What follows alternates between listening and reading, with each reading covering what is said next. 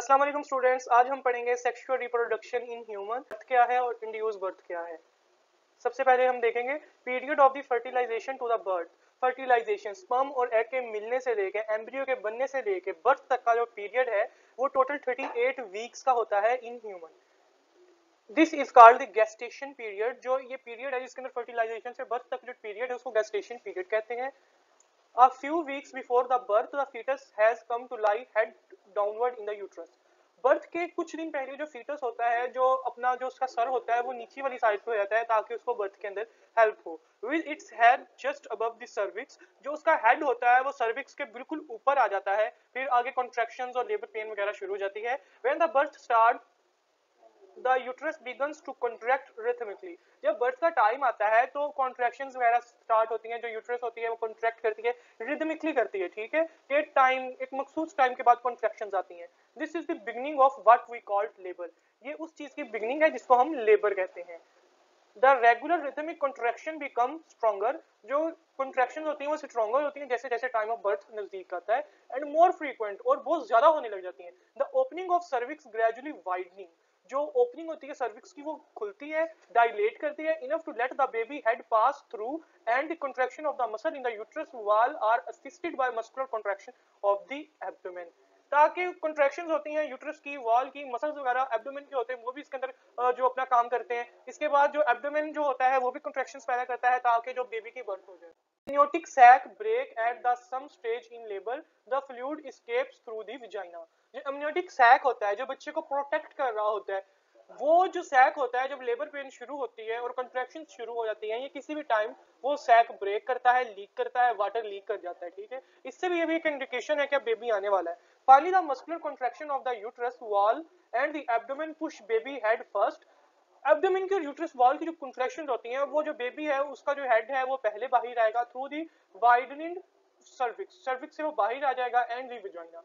The umbilical cord which still connects the child to the placenta is tied and cut। जो umbilical cord होती है जिसने placenta और baby को जोड़ा होता है उसको टाइट किया जाता है और कट कर दिया जाता है, बेबी से अलग कर दिया जाता है। Later the placenta break away from the uterus and push out separately as after birth। Baby की पैदाइश के कुछ मिनट बाद या कुछ घंटों बाद जो प्लेसेंटा होती है वो भी निकल आती है, रिलीज हो जाती है और उसको हम आफ्टर बर्थ कहते हैं।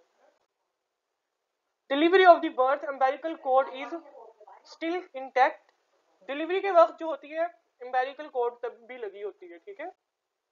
The sudden fall in the temperature felt by newly born baby stimulates it to take first breath and is usually cries।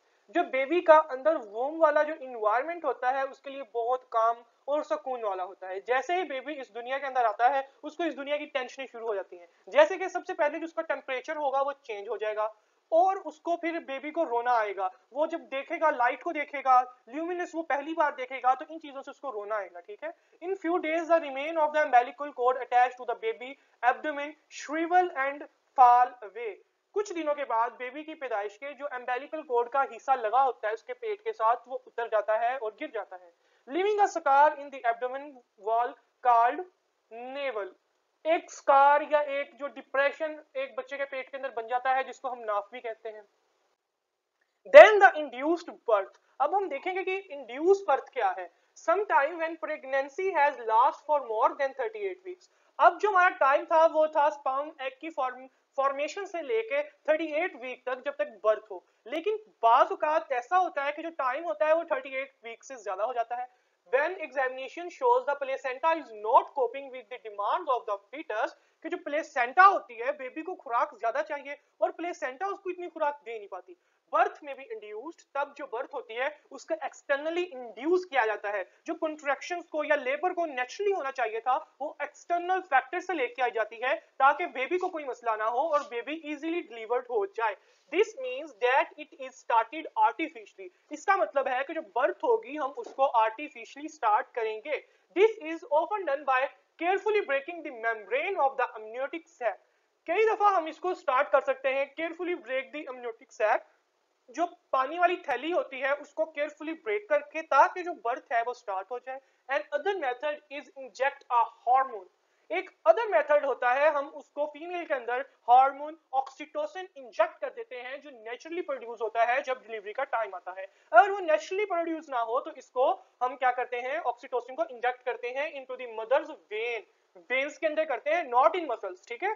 Either of these method bring on the start of labour, some time both are used together. इनमें से कोई एक भी जो होता है कि labour को डिलीवरी को स्टार्ट कर सकता है, लेकिन हम बाजुकात सिर्फ हम ज्यादातर दोनों को इकट्ठे कर लेते हैं, लेकिन एक भी इसको बर्थ को स्टार्ट कर सकता है।